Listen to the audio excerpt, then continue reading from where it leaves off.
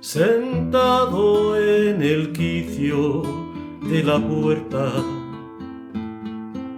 el pitillo apagado entre los labios,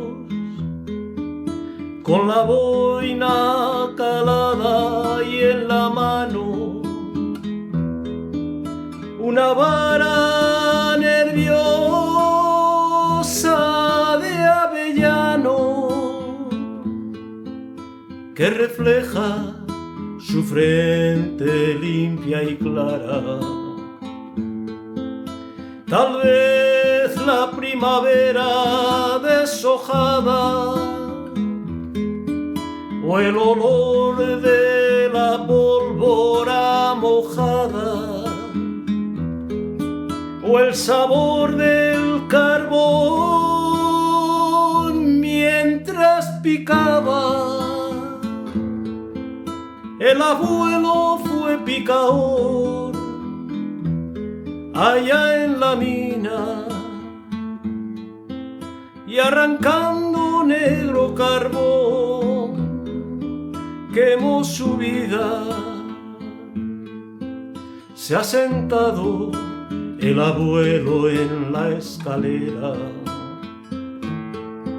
a esperar el tibio sol de madrugada,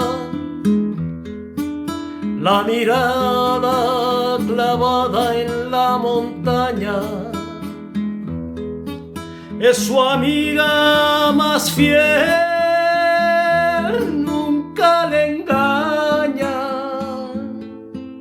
Temblorosa la mano pa'l bolsillo,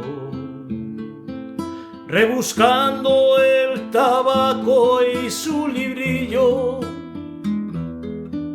y al final, como siempre, murmurando